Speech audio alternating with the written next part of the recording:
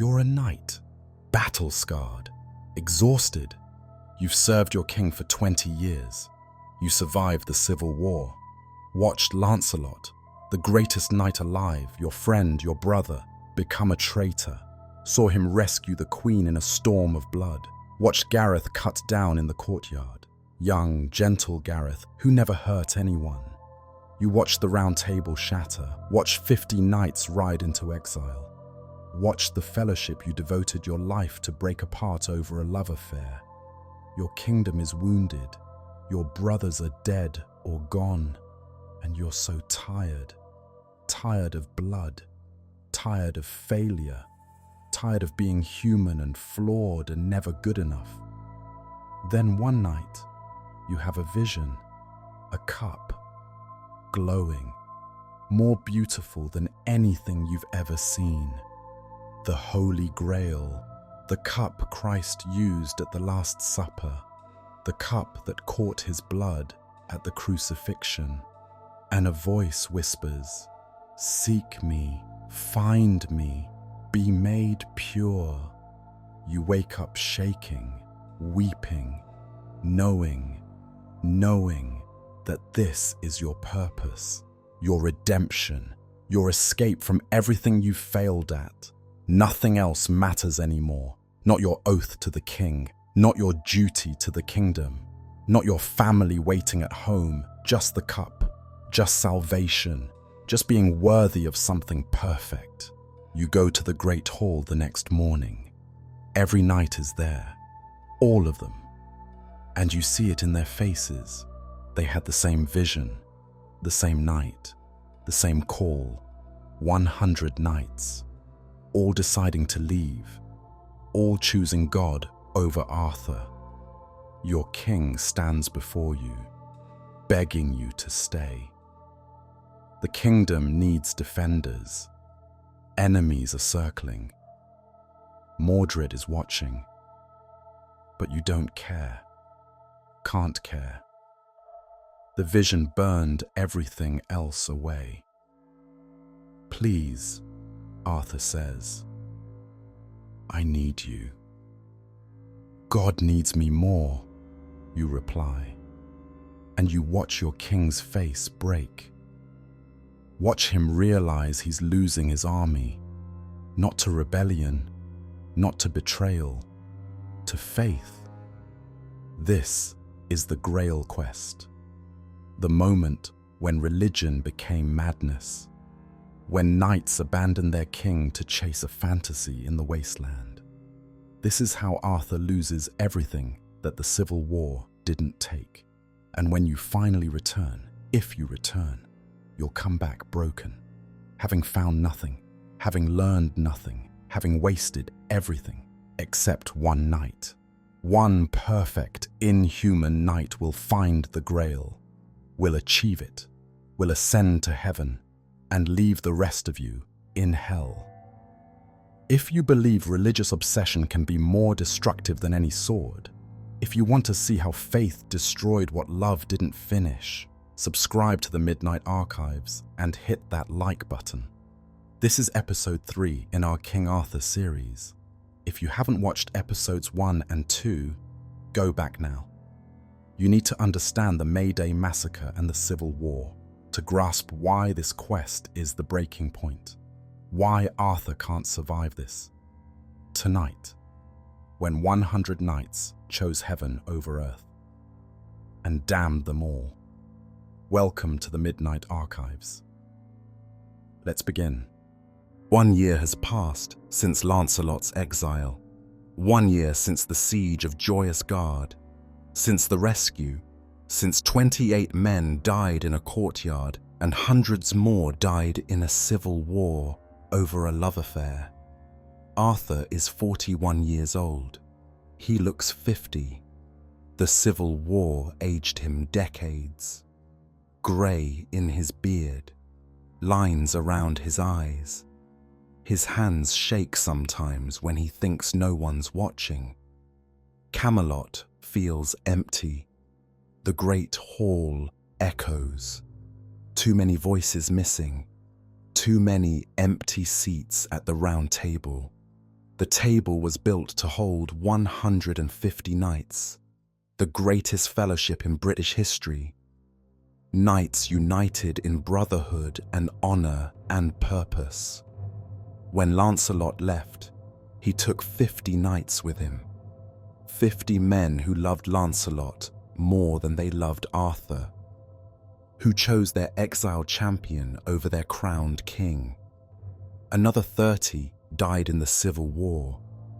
Bodies in courtyards, bodies on battlefields, bodies buried in graves that line the road to Joyous Gard. The Round Table now seats maybe 70 knights, and half of those are young, 20 years old, 22, barely tested. Replacements for the dead, boys trying to fill the seats of legends. It's not enough. Everyone knows it's not enough. The kingdom is vulnerable, weakened, exposed, and everyone is watching. Guinevere is still at Camelot. Technically, still queen. Technically, but she's a ghost. She has her own chambers now, on the opposite side of the castle from Arthur's, as far away as you can get while still being in the same building. They never speak, never eat together, never see each other except at formal court occasions where they have to sit side by side and pretend. Pretend they're united. Pretend they're a functioning monarchy. Pretend the entire kingdom doesn't know their marriage is a corpse. Guinevere moves through the castle in silence, speaks only when directly addressed, smiles never. The court whispers about her, constantly. The adulteress, the queen who destroyed everything, Lancelot's whore. She hears the whispers. Of course she hears them. They're not exactly subtle about it, but what can she say? What defense does she have? She did have an affair. She did betray her vows. 28 men did die because Lancelot came to rescue her. The whispers are true. That's what makes them so terrible. She thinks about Lancelot constantly. Where is he? What is he doing? Does he think of her? Does he regret it? Is he haunted by Gareth's death like she is?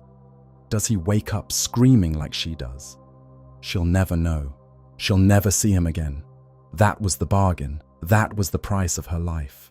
Lancelot in exile, Guinevere in Camelot, both alive, both miserable, both alone. That knowledge that she'll never see him again, never speak to him, never touch him, is a wound that never heals. She keeps living anyway, because what choice does she have? One night, late, they encounter each other in a corridor, both unable to sleep, both wandering the castle like ghosts. They stop, face each other. First time they've been alone together in months. The silence stretches. Everything they could say, nothing they will say. "How are you?" Arthur asks finally. Formal, distant, like speaking to a stranger. "How do you think?" Fair point. More silence. "I don't hate you," Arthur says. "I thought I would. After everything. But I don't." Guinevere looks at him. Really looks at him. "Why not? I destroyed your kingdom." "No." Arthur shakes his head. "The kingdom destroyed itself. You and Lancelot were just the spark. Everything was already kindling. The civil war, the fractures, the resentments. You didn't create that. You just exposed it." "That's generous of you." "I'm too tired to hate. Hate takes energy I don't have." Guinevere understands that. She's tired too, so tired. "Do you think about him?" she asks. "Lancelot?" "Every day. So do I." They stand there, Two people who destroyed each other, still destroying each other just by existing in the same space. He loved you, Guinevere says quietly. Lancelot, he loved you. That's what made it so terrible. He didn't betray you because he hated you or wanted to hurt you. He betrayed you because he loved us both. And he couldn't choose. He chose you. No, he chose love. There's a difference. Arthur has no response to that. I'm tired, Guinevere says finally. I'm so tired of living like this. A ghost in my own castle. Maybe I should just go to a convent, finish what the stake started. Maybe you should. It's not cruel, just honest. They've been torturing each other for a year. Separate chambers, avoiding each other. This slow, grinding misery. Maybe separation would be mercy. After, Guinevere says. After whatever's coming. I can feel it. Something's coming. I know. Arthur feels it too. Has felt it for months. Something building. Something inevitable. I can feel it too. Guinevere walks away. Arthur watches her go. Two people who destroyed each other. Who keep destroying each other. Who can't figure out how to stop. Arthur knows the kingdom is vulnerable. He's not stupid. He can see the situation clearly. Half his knights are gone. His best warrior is in exile. His queen is broken. His court is fractured. His reputation is damaged. Every neighboring kingdom knows it. They're watching, waiting to see if Arthur can hold things together, waiting for the right moment to strike. So far, no one has. So far, Arthur's reputation, the memory of what he was, what Camelot was, has kept enemies at bay. But that won't last forever. And there's Mordred. Mordred sits at the round table now, Arthur's acknowledged son, given honor and authority and a seat among the knights, because Arthur's guilt demands it, because Arthur tried to murder him as an infant and failed, because the May Day massacre haunts Arthur every single day. So Mordred stays, close to Arthur, always helpful, always loyal, always smiling. Arthur doesn't trust him, can't trust him. The prophecy is always there. You will be killed by your own son. But Mordred hasn't made his move yet, hasn't done anything openly hostile, just waits, patient, like a predator watching wounded prey. Arthur needs his kingdom strong, needs his knights loyal and present, needs to rebuild what the civil war destroyed.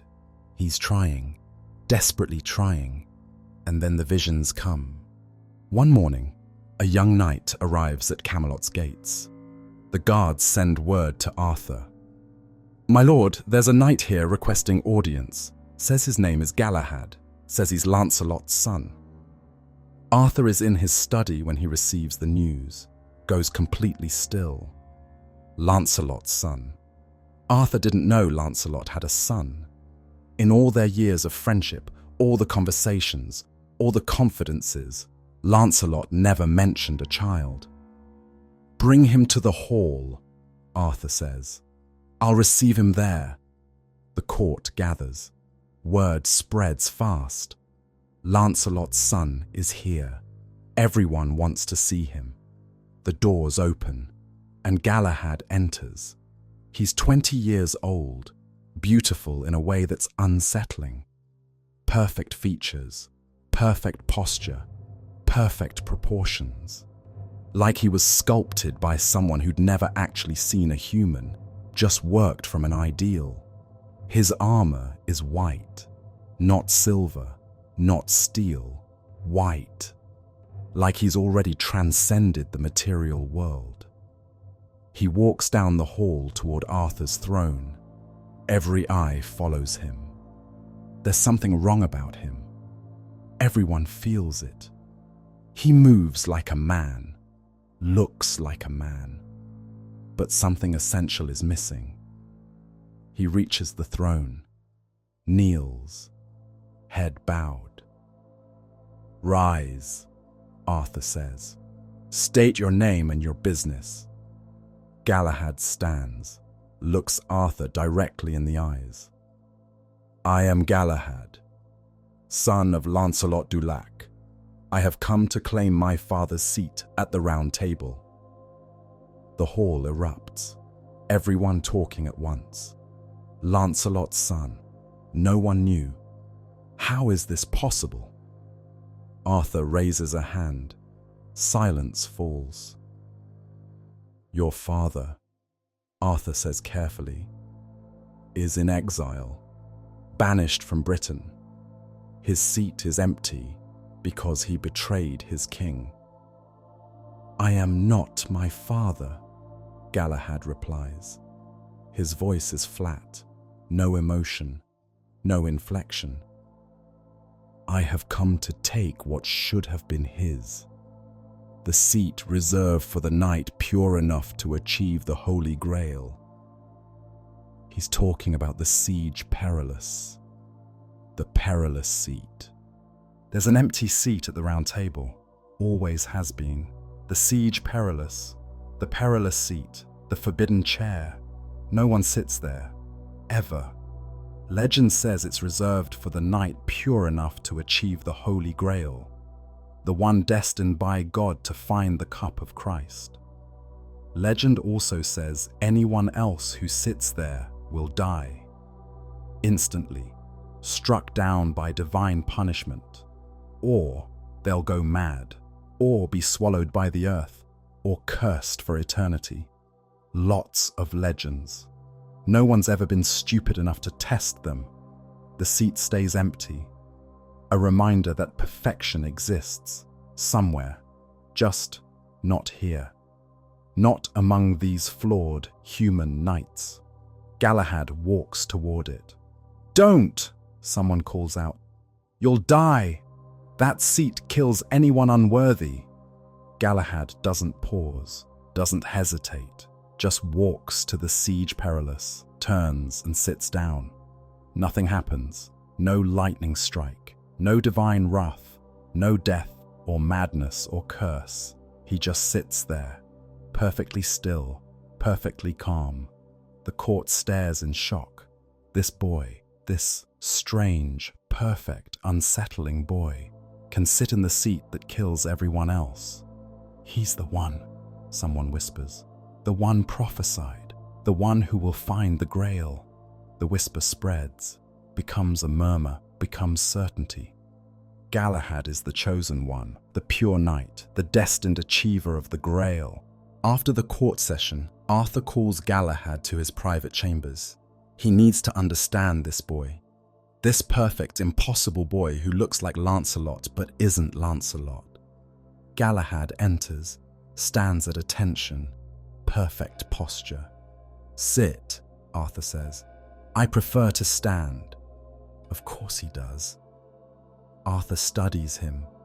Same dark hair as Lancelot, same strong build. But the eyes are different. Lancelot's eyes were human, full of guilt and love and conflict and doubt, full of everything that made him real. Galahad's eyes are empty.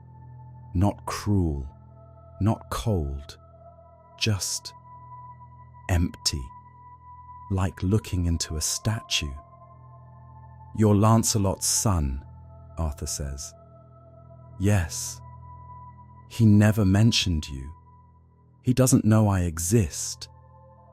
My mother raised me in secret. I was given to the Lady of the Lake as an infant.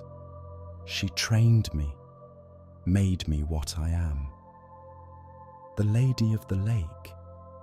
the same mysterious woman who gave Arthur Excalibur, who lives somewhere between the mortal world and the divine. Why are you here? Arthur asks. Why now? Because God sent me. I'm here to achieve the Grail Quest. There is no Grail Quest. There will be, soon. The Grail will appear, and I will be the one to find it. He says it with absolute certainty, not arrogance, just fact, like stating that water is wet or fire is hot. The Grail, Arthur says slowly, is a spiritual treasure, a holy relic, not something knights quest for. They're the same, Galahad replies. A true knight serves God first, kingdom second, king third. If you don't understand that, you're not a true knight. It's an insult, delivered without malice, without heat, just stated as fact. Arthur should be angry, should rebuke this boy for insolence, but he can't, because Galahad said it with such certainty, such absolute faith, like Arthur is the one who's wrong, not him. Your father, Arthur says carefully, was the greatest knight I ever knew, brave, honorable, loyal, until he wasn't, until love made him weak. My father was always weak, Galahad says. He let human love corrupt him. He let passion override duty. He failed. He loved. That's not corruption. That's being human. Then humans are corrupt. That's why we need the Grail, to transcend our humanity, to become pure. Arthur stares at this perfect boy, this inhuman thing wearing his best friend's face. You don't love anyone, Arthur says quietly. Do you? Love is weakness. Love is failure. Love destroyed my father. I will not make his mistake. Then what are you? If you don't love, don't feel, don't... What are you? I am what a knight should be. Pure, perfect, uncorrupted by human weakness. You're not a knight, Arthur says. You're a prayer with a sword. Galahad smiles. It doesn't reach his eyes. Thank you. He meant it as an insult. Galahad took it as a compliment. This is what perfection looks like. And it's terrifying. Over the following days, Galahad makes the other knights deeply uncomfortable.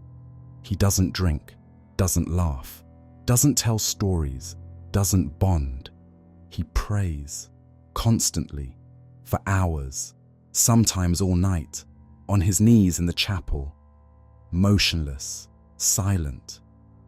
He fasts, eats only bread and water, once a day, sometimes not even that. His body stays strong somehow. He doesn't weaken, doesn't slow, sustained by faith alone apparently. He's courteous, never rude, never angry, never impatient, but he has no warmth, no humor, no humanity. He's like a man-shaped prayer, Gawain mutters to Bedivere one night. It's unnatural. Humans aren't supposed to be like that. But others are drawn to him, inspired by him, shamed by him. His purity makes them feel inadequate, dirty, sinful. They start comparing themselves to Galahad and finding themselves lacking. Percival stops drinking wine. If Galahad can abstain, so can I. I need to be more pure. Bors starts fasting one day a week. I need to purify myself, be more like him. One by one, knights start copying Galahad, trying to match his impossible standard and hating themselves when they fail, because they always fail. They're human. Galahad isn't. The atmosphere at Camelot changes, becomes tense, guilt-ridden. Everyone walking on eggshells, everyone trying to be perfect, everyone failing.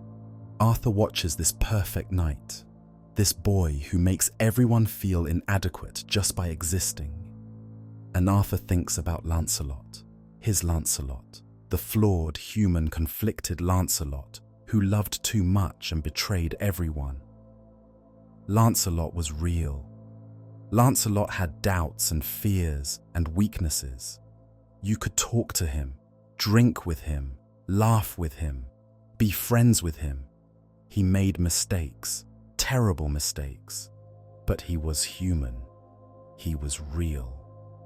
Galahad is a saint, perfect, untouchable, alien. One day, Arthur tries to bridge the gap, tries to connect. "I miss your father," he tells Galahad. "Even after everything, even after the betrayal, I miss him." "My father was weak," Galahad replies without emotion. "He was human. As I said, weak." "Don't you love him at all? He's your father." "I've never met him, and love is weakness. I have no use for it." Arthur feels cold. How do you talk to someone who's surgically removed every human emotion? "You're his son," Arthur tries again. "You're part of him, part of his legacy. I am what I chose to be, not what my blood made me. My father failed. I will not. He didn't fail. He was caught between impossible choices, duty and love. He tried to honor both and succeeded at neither. That's what happens when you let humanity corrupt you." Arthur has no response. Because how do you argue with someone who thinks humanity itself is corruption? He looks at this perfect, cold, inhuman boy wearing his best friend's face, and he knows. Galahad is going to destroy what's left of his kingdom.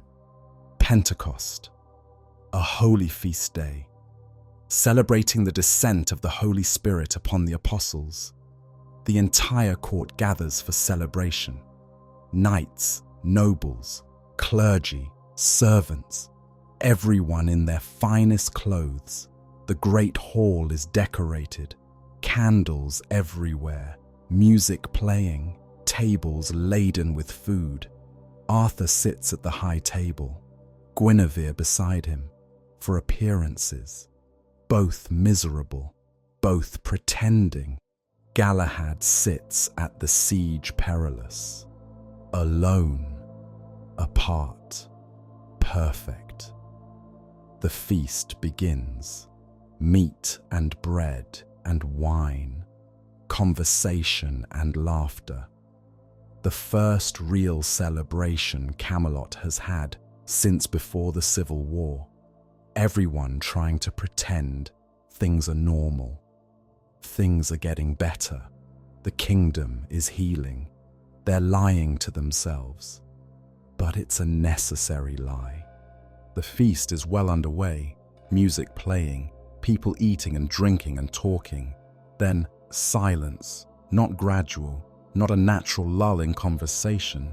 Instant, complete. Like sound itself has been erased from the world. Everyone freezes, mid-sentence, mid-bite, mid-laugh. No one understands what's happening. Why can't they hear anything? Why can't they speak? Then, light. A golden light appears at the far end of the hall. Brilliant. Impossible to look at directly. Like staring at the sun, it moves, glides, floats above the tables, passing over the food, over the guests, over the knights. And within the light, a cup, simple, wooden, ancient, nothing fancy, nothing ornate. The Holy Grail. It moves through the hall, past every knight, every person, the light touching them. Where it touches, people react. Some weep. tears streaming down their faces without knowing why. Some fall to their knees, overwhelmed, unable to stand. Some reach out desperately, trying to touch it, trying to hold it. The Grail passes Arthur. He feels it, warmth spreading through his chest, peace he hasn't felt in years, wholeness, like every broken piece of him is suddenly healed, every sin forgiven, every wound closed. For one perfect moment, Arthur feels complete. Then the Grail moves on. The warmth fades. The peace evaporates. Arthur is left hollow, empty, worse than before because now he knows what he's missing. The Grail continues through the hall, touching everyone, changing everyone. Then it reaches the far end. The light intensifies, blindingly bright. And it's gone. Sound returns. Suddenly, jarring, people gasping, crying, shouting. Everyone on their knees, everyone shaking, everyone changed. They've seen the divine, touched the holy, and they'll never be the same. Galahad is the first to recover, first to stand, first to speak. Of course he is. "The Grail has appeared," he says. His voice carries through the hall, clear, certain. "The quest begins. I will find it. I will achieve it. I will become worthy." He looks at the other knights, scattered across the hall, still on their knees, still shaking.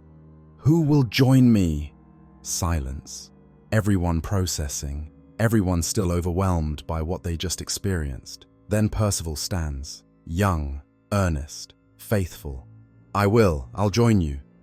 "And I," Bors says, standing. "I'll go."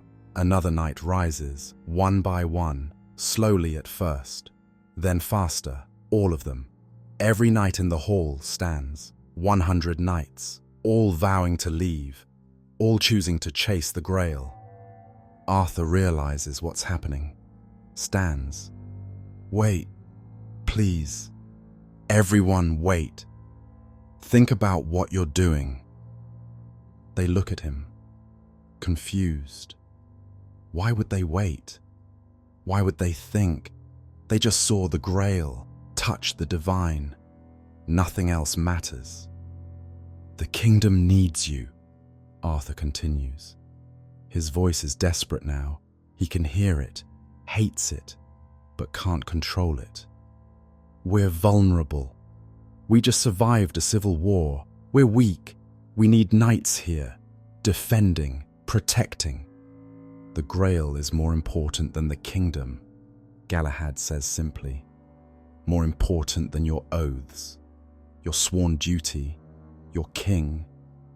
Yes, the word hangs in the air, simple, absolute, damning. "You all feel this way?" Arthur looks at his knights, his friends, his sworn men, the people who pledged their lives to him. They nod. All of them, even Gawain, even Kay, his foster brother, even Bedivere, his oldest, most loyal friend, all of them, choosing the Grail over him. "We have to go," Gawain says, apologetic but firm. "Arthur, you felt it, didn't you? The Grail, the peace, the wholeness. We need that. We need to be pure, worthy, saved." "Saved from what?" "From ourselves." Gawain's voice cracks. "From our sins, from everything we've done wrong, from Gareth, from the war, from everything." And Arthur understands. They're not seeking the Grail. They're fleeing guilt, fleeing failure, fleeing the broken kingdom they couldn't save, fleeing the brothers they couldn't protect, fleeing their own humanity.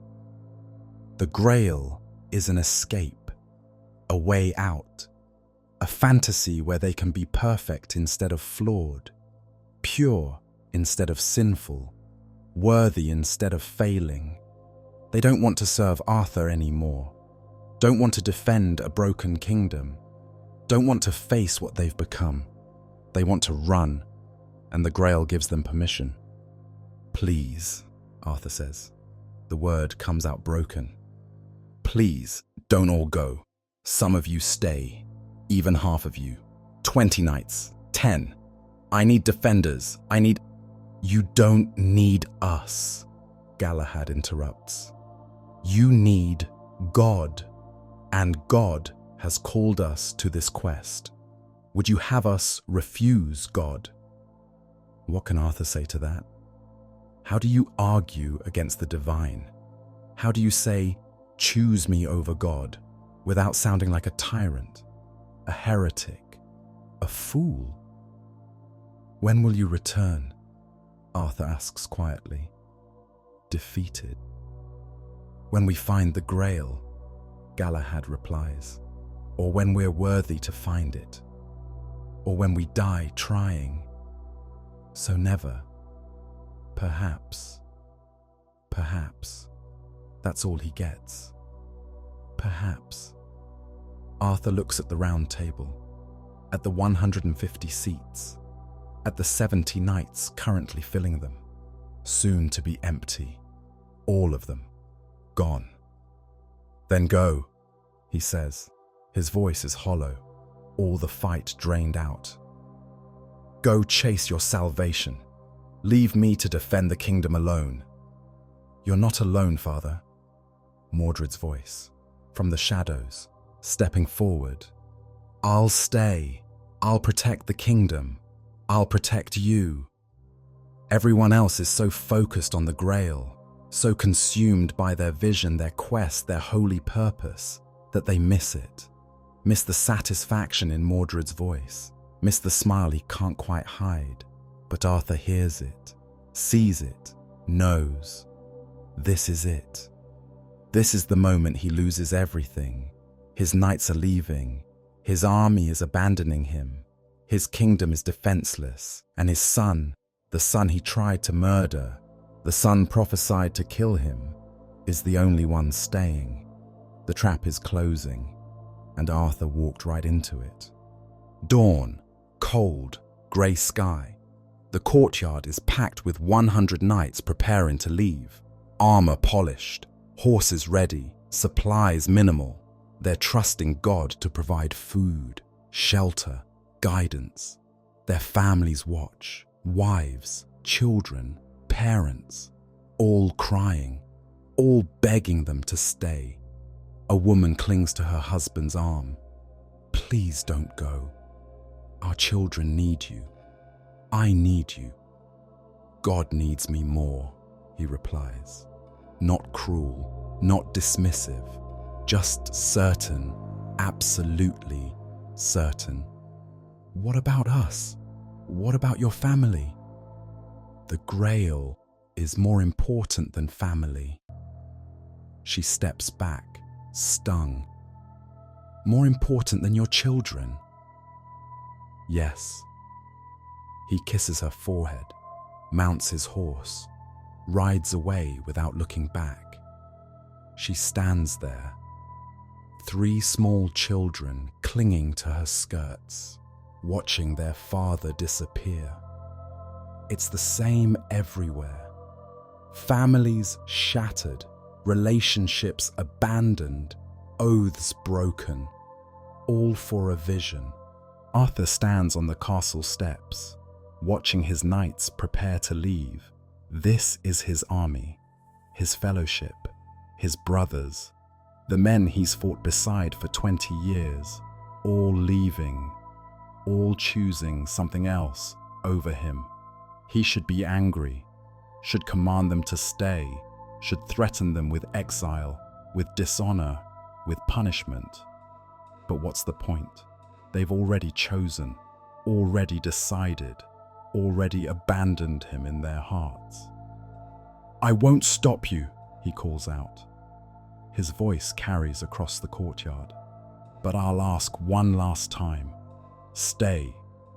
Help me rebuild. Help me defend what we've built together. Silence. No one moves. No one speaks. Then Galahad.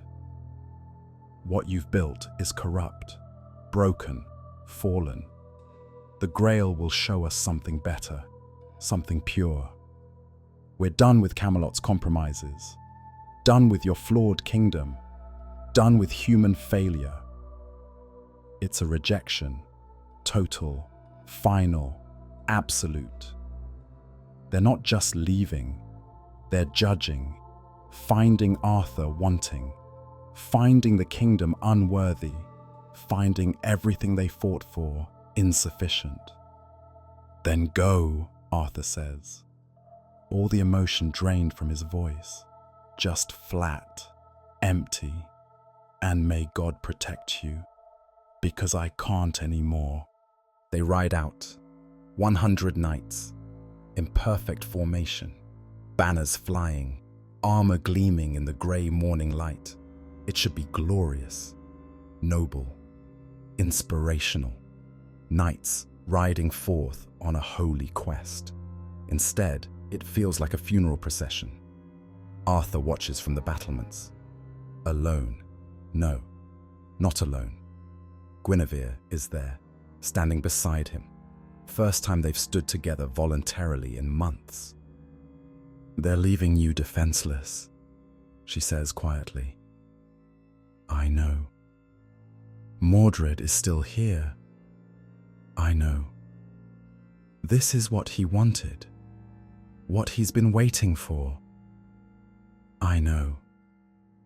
She looks at him. Then why did you let them go? What choice did I have? Command them to stay? Force them to choose between their king and their god? Arthur shakes his head. I'd lose either way.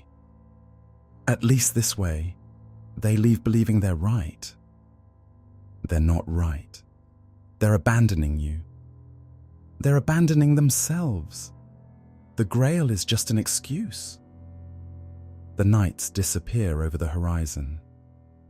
Gone. The courtyard is empty.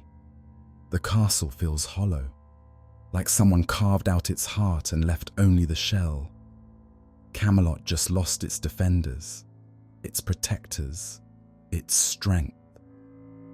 All that remains, Arthur, Guinevere, Mordred, and maybe 20 old knights, men too injured or too loyal to leave, men who stayed not because they wanted to, but because they couldn't abandon their king.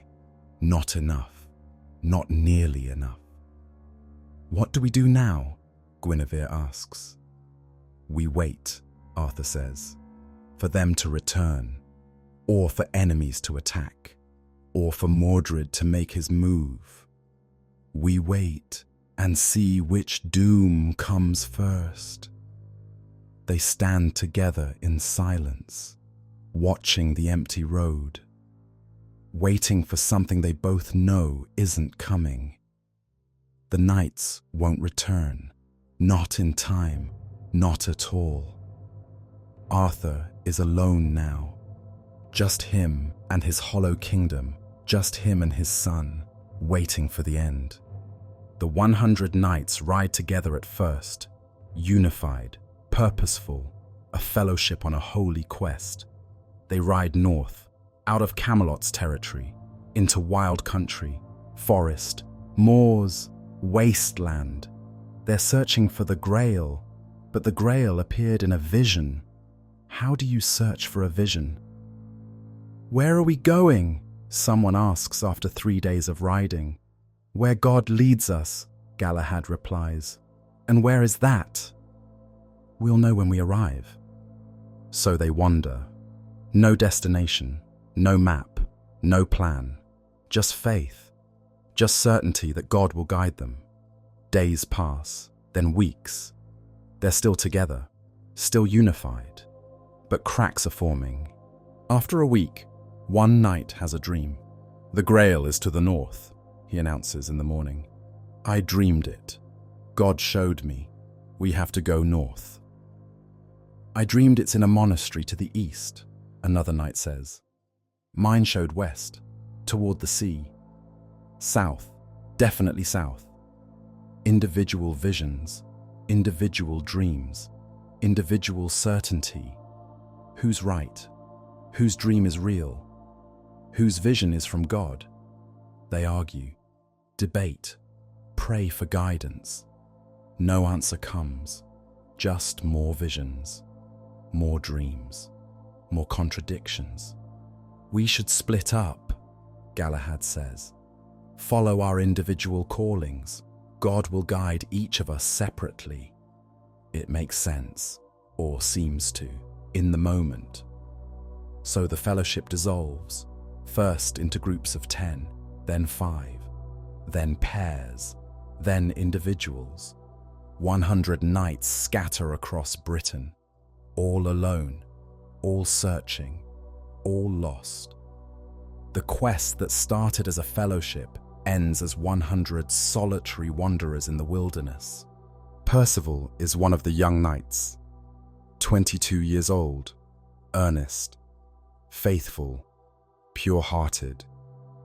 He always tried to be good, to be honorable, to live up to the ideals of knighthood. He wanders for months, praying constantly, fasting, seeking the Grail. His supplies run out. He doesn't care. God will provide. His horse goes lame. He abandons it, continues on foot. His armor rusts, his clothes rot. He looks like a beggar, a madman, but he keeps searching. One day, he finds a hermit living in a cave. "Old man," Percival calls out, "have you seen the Grail?" The hermit emerges, ancient, bent, wearing rags. "What's the Grail?" "The cup of Christ, the source of all grace, salvation itself." Sounds like something inside you, not outside. "No." Percival shakes his head. "It's real, physical. I saw it. I touched it, or almost touched it. I have to find it." "Why?" "To be worthy, to be pure, to be saved." The hermit looks at him with pity. "Saved from what?" From being human, from failing, from sin." "And you think a cup will do that?" "The Grail is more than a cup. It's what you need it to be," the hermit interrupts. "Everyone who seeks it is seeking something different. Redemption, forgiveness, purpose, escape. The Grail shows you what you're looking for. Doesn't mean it's there." Percival doesn't understand, doesn't want to understand. He leaves, continues searching. Months pass, maybe a year. He loses track. Then one day, he finds it. A castle, strange, unreal, like it's half in this world and half in another. The stones shimmer, the walls seem to breathe. He approaches, the gates open though no one's there. Inside, silence, emptiness, just a long hall stretching into darkness. Percival walks forward. His footsteps echo. At the end of the hall, a wounded man. An old man lying on a bed, suffering. A wound in his side that never heals. "Who are you?" Percival asks. "The Fisher King," the old man whispers. "The keeper of the Grail. I've been waiting for you." "Where is it? Where's the Grail?" "First, you must ask the right question." What question? That's for you to discover. A door opens, light pours out, and in that light, the Grail, right there, on a table, simple, wooden, real. Everything Percival has been searching for, right there. He reaches for it. No! The Fisher King screams, agonized. You have to earn it. You have to ask the question. You have to be worthy. Percival freezes. What question? I don't understand. Just tell me. If you don't know, you're not ready. If you're not ready, you can't achieve it. Go, leave, come back when you're worthy. Percival stumbles backward, terrified, confused. The light fades, the door closes, the Grail disappears. He was right there. And he failed. Did something wrong. Said something wrong. Wasn't worthy. He runs, out of the castle, into the forest, running from his failure. Behind him, the castle fades, becomes mist, becomes nothing, gone. He wanders for another year, searching, trying to figure out what question he was supposed to ask, trying to understand what he did wrong. What ails you? Maybe that was it. Maybe he was supposed to ask what wounded the Fisher King, or whom does the Grail serve? That sounds right. That sounds important. Or maybe something else entirely. He'll never know. He never finds the castle again. Eventually, he collapses in a forest. Starving, exhausted, broken. He has a vision. Not the Grail this time, the Fisher King. You asked the wrong question, the king says. You asked, where is it? You should have asked, what ails thee? Compassion, not greed. Service, not achievement. You failed because you sought for yourself, not for others. I'll go back, Percival says desperately. I'll ask the right question. Just show me the way. Too late. You had your chance. You failed. The vision fades. Percival wakes alone. He's been searching for 3 years. Found the Grail once. Lost it through his own unworthiness. He can't go back to Camelot. Can't face Arthur. Can't admit he failed. So he doesn't. He finds a monastery, becomes a monk, spends the rest of his life praying, fasting, seeking worthiness he'll never achieve. The quest destroyed him. Gawain searches for 2 years. He's haunted, not by visions, by memories. Gareth, his youngest brother, gentle, kind, who loved Lancelot like an older brother, cut down in a courtyard, died in blood and screaming. Gaheris, his other brother, who tried to stop the fight, who died anyway, caught in the chaos, both dead because of Lancelot, both dead because Gawain wanted revenge. Gawain thought he was righteous, thought he was justified, thought he was honoring his brothers. Instead, he started a war. Hundreds died. The kingdom fractured, and his brothers are still dead. He thinks the Grail will give him peace, forgiveness, release from guilt. He finds nothing, just wilderness, just emptiness. He fights bandits when he encounters them, rescues maidens when they need rescuing, does knightly things.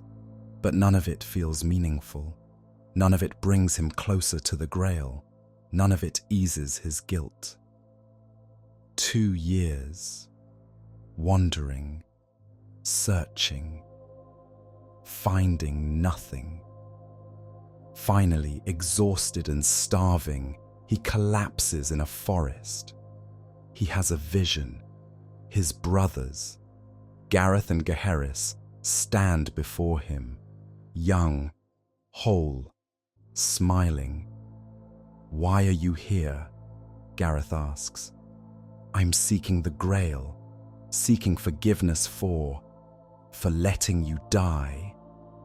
We don't forgive you, Gaheris says. Not cruel, just honest. We're dead. Forgiveness won't change that. Then what do I do? How do I make this right? You can't, Gareth says. We're dead. You can't make it right. You can only accept it and keep living. I don't want to live with this guilt. Then you shouldn't have started the war, Gaheris says simply. But Lancelot killed us by accident. You killed hundreds on purpose. Which is worse? Gawain has no answer. Go home, Gareth says. Serve your living king. Stop chasing fantasies. Stop trying to escape. Face what you did. Live with it. That's your penance. The vision fades. Gawain wakes alone. It's been 2 years. 2 years of searching. 2 years of finding nothing. He's done. The quest is over, for him at least. He turns his horse south, toward Camelot, toward Arthur, toward the duty he abandoned. At least he can do that. At least he can go home. Bors is practical, always has been. He joined the quest because everyone else did, because the vision was overwhelming, because he wanted to believe.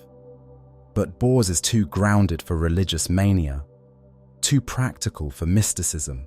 He searches for a year, prays, fasts when required, follows visions when he has them.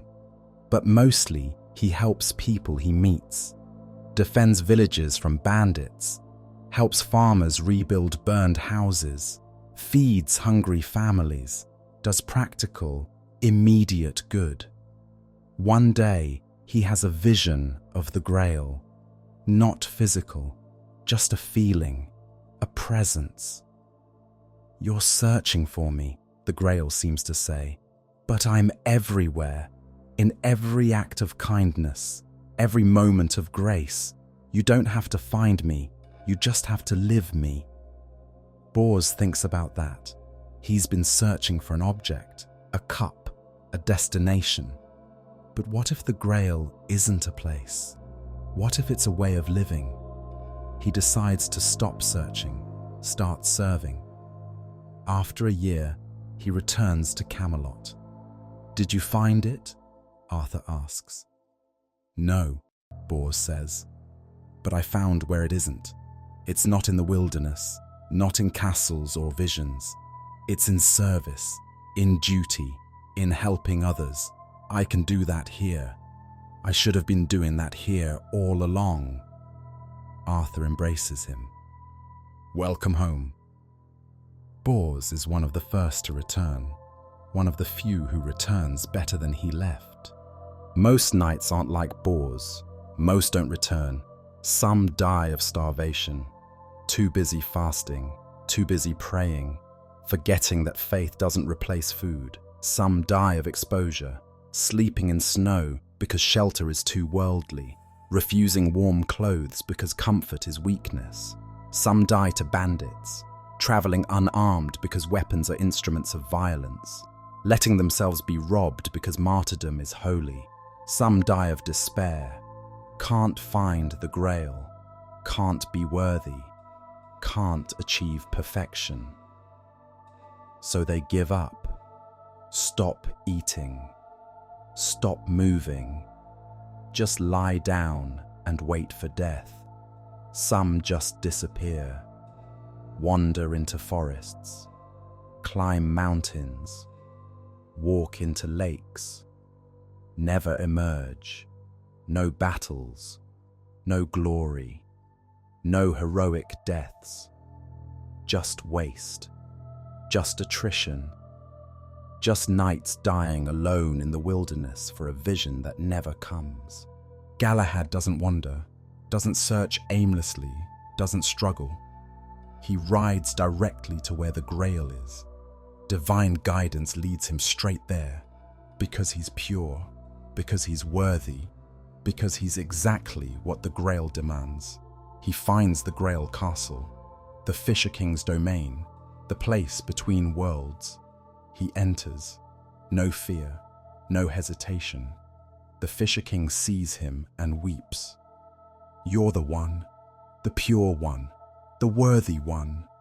I've been waiting centuries."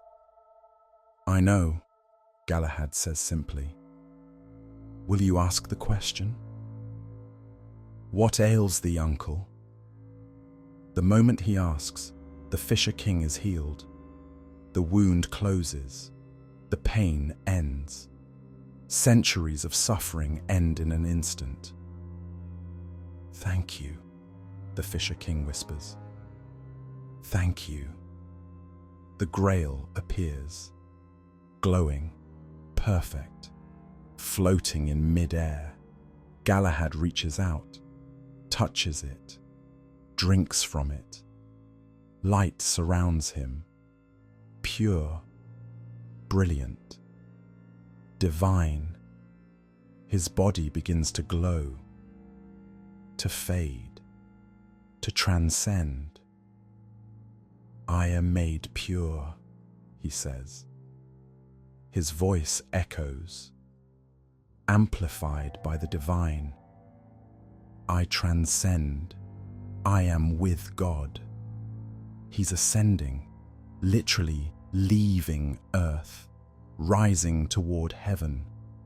The Grail rises with him, the two becoming one, knight and relic merging, higher, higher, until both disappear into light. Gone from the world entirely, ascended, saved, perfect. The quest is over. The Grail is gone, taken to heaven by the only knight pure enough to achieve it. Everyone else failed. Everyone else was unworthy. Only Galahad succeeded. Only Galahad transcended humanity. Only Galahad escaped and left everyone else in hell. 3 years have passed since the knights departed. 3 years. Arthur is 44 years old now. He looks 60. His hair is completely grey. His face is lined. His hands shake constantly. Not from age, from stress, from holding a kingdom together with 20 old men. Camelot is a ghost town. The great hall echoes with emptiness. The round table sits mostly bare, 20 old knights scattered among 150 seats. The courtyard is empty. No training, no tournaments, no life. It's just Arthur and Mordred and the handful of men too old or too broken to leave. No one has attacked yet. No enemies have invaded. And Arthur knows why. Mordred has been sending messages to neighboring kingdoms, to potential invaders. Wait, not yet. Soon. Keeping them at bay until he's ready, until Arthur is weak enough, until the moment is right. Arthur knows, can't prove it, but knows. He's waiting for his son to strike, waiting for his knights to return, waiting for something to change. Nothing does. For 3 years, nothing changes. Just waiting, just slow decay, just the kingdom dying by inches. Then finally, someone comes back. Bors returns first, rides up to Camelot's gates one morning, healthy, sane, intact. Arthur is on the battlements when he sees him, runs down to the courtyard. "Bors, you're back!" They embrace. Arthur is actually crying. 3 years of waiting, 3 years of silence. Finally, someone came home. "How are you?" Arthur asks.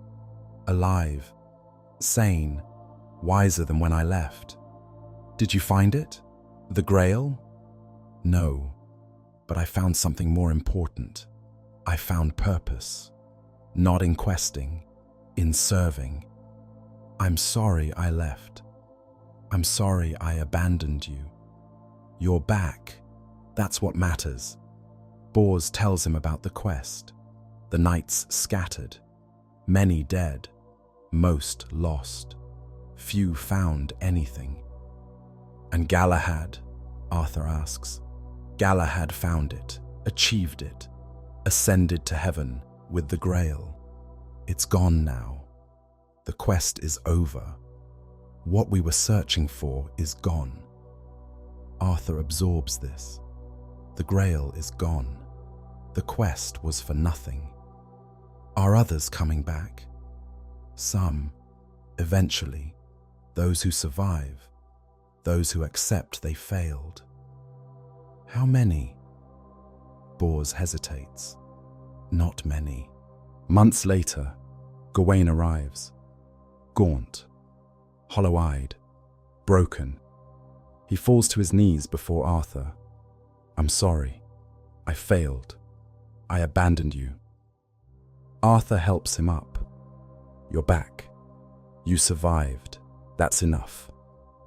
I found nothing, just emptiness. The Grail was never meant for men like me.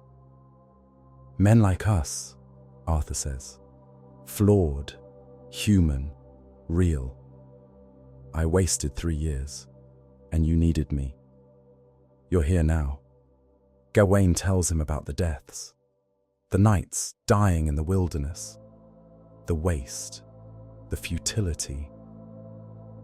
Gareth appeared to me, Gawain says. In a vision, he told me to come home, to serve you, to stop chasing fantasies. Was he real? The vision? Does it matter? He was right. Arthur embraces him. Another night returned. Another seat filled.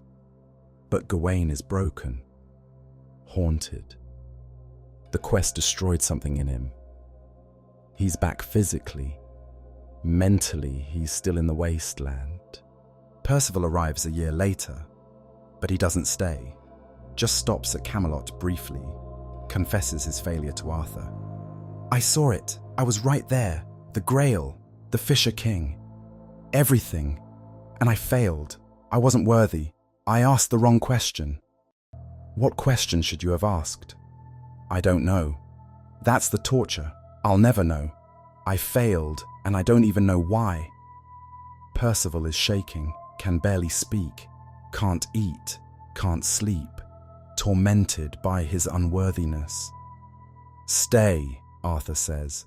Rest, heal, we'll help you. I can't face the others. Can't sit at that table knowing I failed. Within a month, Percival leaves, goes to a monastery, becomes a hermit, spends the rest of his short life praying, fasting, seeking worthiness he'll never achieve. He dies 2 years later, alone, still praying, still failing. The quest destroyed him completely. Of the 100 knights who left, about 30 return. 40 are confirmed dead, bodies found, news brought back, confirmed casualties. 30 never return, disappeared, lost, dead somewhere, or living as hermits, gone. The round table that held 150 knights, then 70, now has maybe 50, and half of those are broken, haunted, useless. They sit at the table in silence, empty seats surrounding them, accusing them. Each empty seat represents a brother, a friend, a knight who died or disappeared or went mad chasing a vision. The fellowship is dead. These aren't knights anymore, just men who failed together. The returning knights are haunted by guilt. Why wasn't I worthy? Why couldn't I find it? What did Galahad have that I don't? Why did God reject me? They compare themselves to Galahad endlessly. The perfect knight, the pure knight, the one who succeeded. And they hate themselves for failing. They can't bond anymore, can't laugh, can't tell stories, can't be brothers. Just sit together in shared misery, shared failure, shared unworthiness. The Round Table, once a symbol of fellowship and unity, becomes a monument to failure. Arthur watches them, his knights, his brothers, his friends, broken, all of them, even the ones who survived. The quest took his army and gave him back ghosts.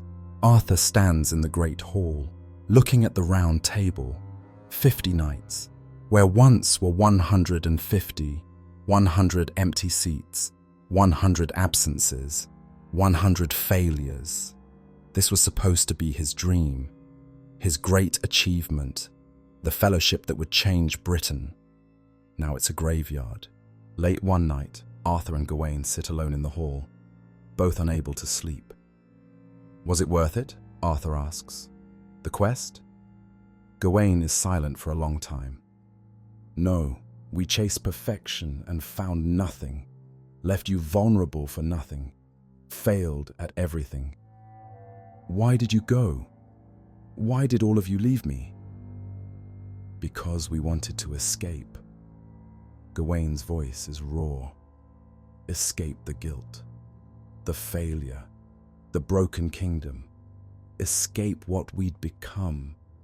The Grail promised purity, redemption, a way to not be human anymore, to not hurt anymore.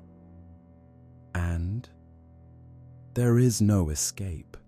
We're human, flawed, that's all we'll ever be. The Grail didn't save us, it just took us away from what mattered, from duty, from you, from reality. Arthur nods. He understands. They were running from him, from themselves, from everything. I needed you, Arthur says quietly. For 3 years, I've been defenseless. 20 old men holding an entire kingdom. It's been hard. I know. I'm sorry. And Mordred? What about him? He's been here the whole time, helpful, loyal, protecting the kingdom in your absence, building influence, positioning himself. Gawain goes cold. You know what he's doing. Yes. Then why don't you stop him? How? He hasn't done anything I can punish. He's been the perfect son, the perfect defender, and I need him because you were all gone, because I had no one else. He's using that, using your weakness. I know. They sit in silence, 2 men watching the kingdom die, unable to stop it. 3 years as Arthur's only real support. 3 years building loyalty among the few remaining knights, building influence with neighboring kingdoms, building his position as heir, defender, necessary element. Everyone knows Mordred now, respects him, trusts him. He's the one who held Camelot together when everyone else abandoned it. Arthur knows it's manipulation, knows Mordred is positioning himself for something. But what can he do? Execute his son based on a prophecy? Punish him for being helpful? He's trapped, needs Mordred because everyone else is gone, fears Mordred because the prophecy says he'll be killed by his own son. Every day is a balancing act. Every interaction is careful. Every decision is calculated. Arthur knows the strike is coming, just doesn't know when. One day, Guinevere approaches Arthur, a rare occurrence. They've barely spoken in years. I'm leaving, she says simply. Where? Amesbury. There's a convent there. I'm taking vows. Arthur looks at her. This woman he married 20 years ago. This woman who destroyed his kingdom. This woman he doesn't hate but can't forgive. When? Tomorrow. There's nothing left for me here. We're ghosts haunting each other. This castle is a tomb. I need to leave before I go mad." "Perhaps that's mercy," Arthur says. "Perhaps." She looks at him, really looks at him. First time in years. "I'll pray for you, for what's coming." "You know what's coming?" "Mordred. It's always been Mordred. The prophecy. Your son will kill you. Everyone knows. Everyone's waiting." "I know. Why don't you stop him, execute him, exile him, something?" "I already tried that once. 43 babies, drowned on my orders, and he survived anyway. You can't stop prophecy. You can only watch it come true." Guinevere nods, accepts this. "Then I'll pray for your soul, and mine, and Lancelot's, all of us damned." She leaves the next morning, takes a small escort, rides to Amesbury, enters the convent. Arthur watches her go, doesn't say goodbye. What would be the point? He never sees her again. Arthur stands on the battlements, looking out at his kingdom. Camelot still stands. The castle is intact. The walls are strong, but it's hollow, empty, dead inside. The dream is gone. The round table, the fellowship, the perfect kingdom where might didn't make right, and knights were bound by honor, all gone, killed by love. Lancelot and Guinevere's affair shattered the fellowship, killed by faith. The Grail Quest took his army, soon to be killed by blood. Mordred waiting to strike. 3 destructions, 3 waves, each one making the next inevitable. Arthur knows what's coming, can see it clearly. Mordred will rebel, will claim the throne, will force Arthur to fight, and Arthur will die. The prophecy is clear. He'll be killed by his own son. Maybe he deserves it. Maybe this is justice. For the May Day massacre, for the 43 babies he drowned, for every sin he's committed. Maybe Mordred is God's punishment. Arthur's sins made flesh, coming home to kill him.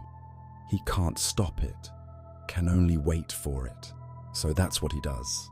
Waits, watches, knows the end is coming, just doesn't know when. The 3 destructions. Let's count them. Episode 1. Arthur's sins, the May Day massacre. 43 babies drowned on his orders, and 1 survived. Mordred, the seed of destruction planted 20 years before it bears fruit. Episode 2. The affair, Lancelot and Guinevere. The love triangle that shattered the round table. 28 dead in the rescue, hundreds more in the civil war. The fellowship broken.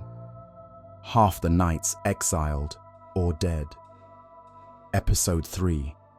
The Grail Quest. 100 knights abandoning their king to chase a vision. 40 dead in the wasteland. 30 never returning. 30 returning broken. The army destroyed. The kingdom defenseless. 3 waves of destruction. Personal sin, human love, divine obsession. Each one made the next inevitable. The massacre created Mordred. The affair fractured the kingdom. The quest removed the defenders. And now Arthur stands alone. 50 broken knights. An empty castle. A son waiting to strike. Everything he built, gone. 100 knights left Camelot, chasing the Holy Grail, chasing salvation, chasing perfection. 40 died, starved, froze, gave up, disappeared, dead in forests and mountains and wastelands. No glory, no heroism, just waste. 30 never returned, lost, gone mad, became hermits, dead or might as well be. 30 returned, broken, guilt-ridden, useless, haunted by their failure, destroyed by their unworthiness, all for one man, Galahad, the perfect knight, the pure knight, the inhuman knight. He found the Grail, achieved it, ascended to heaven, left Earth entirely. The Grail didn't save anyone except the one who needed it least, the one who was already perfect, already pure, already alienated from humanity. It just took away what Arthur needed most: his army, his brothers, his friends. That's the cost of perfection. That's the price of purity. That's what happens when you chase the divine at the expense of the human. The Grail Quest wasn't evil. That's what makes it so terrible. It was holy, righteous, divine, an act of faith. Can't argue against God, can't compete with heaven, can't say choose your king over your salvation without sounding like a tyrant. The knights didn't betray Arthur maliciously. They didn't abandon him out of hatred or cruelty. They chose God. They chose perfection. They chose transcendence. And the result is the same as if they'd betrayed him. Arthur abandoned, kingdom defenseless, doom inevitable, faith destroyed what love didn't finish, religion completed what the affair started, and Arthur can't even be angry about it, because they were right. Technically, theologically, God is more important than any kingdom. Salvation is more important than any oath. But tell that to the kingdom left defenseless. Tell that to the people who'll die when enemies invade. Tell that to Arthur, standing alone, waiting for his son to kill him. Galahad achieved the Grail, found it, drank from it, ascended to heaven. Perfect, pure, successful, but at what cost? He transcended humanity, left Earth, joined God, perfect, pure, gone. And everyone else, the flawed, the human, the real, failed and died and went mad and spent the rest of their lives hating themselves for not being perfect. The quest rewarded inhuman perfection, punished human imperfection. Galahad won because he wasn't human, didn't love, didn't feel, didn't fail. Everyone else lost because they were human, did love, did feel, did fail. Is that really salvation? Or is it just another form of damnation? Is heaven really worth it if you have to stop being human to get there? The quest says yes. Galahad says yes. God apparently says yes. But look at the bodies. Look at the broken men. Look at the destroyed kingdom and ask yourself, was it worth it? Arthur started episode 1 with a dream. 150 knights. The Round Table. A fellowship that would change Britain. He had hope, purpose, a kingdom to build. Now, 50 broken knights. An empty castle, a son waiting to kill him, his wife in a convent, his best friend in exile, his army scattered or dead, the kingdom held together by willpower alone, and Arthur's willpower is running out.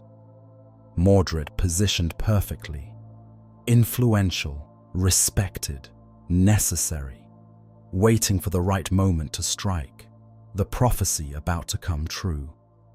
You will be killed by your own son. Arthur knows it. Everyone knows it, just waiting to see when and how. Next episode, Mordred's revenge. The son returns to destroy the father. Not metaphorically, literally. Lancelot comes back to Britain one last time, not to save Arthur, to fight beside him, to die with him, the final battle, father against son, friend beside friend, the field of corpses at Camelot, Arthur dying, Excalibur returned to the lake, the once and future king's last words, Mordred dead, Britain falling to ruin, the kingdom that lasted 20 years ending in a single day. How Camelot falls, not in glory, in tragedy, in blood, in failure. Everything Arthur built, everything he fought for, everything he sacrificed for, destroyed by the son he tried to murder, the son who survived, the son who remembered, the wheel coming full circle, the prophecy fulfilled, the sins of the father visited upon everyone. That's next. That's how it ends. The Grail Quest is portrayed in most versions of the Arthur story as noble, spiritual, aspirational, knights seeking salvation, questing for the holy, transcending the material world. It's presented as virtuous, as the highest calling, as what knights should do. But look at what it actually did. Destroyed a kingdom, killed dozens of knights, abandoned a king, left a realm defenseless. Religious obsession presented as virtue, duty presented as sin, the human presented as unworthy, and Arthur, flawed, human, real, left alone to face his doom, because he wasn't pure enough, wasn't perfect enough, wasn't worthy enough, just human. And in the world of the Grail Quest, that's not enough. That's failure, that's damnation.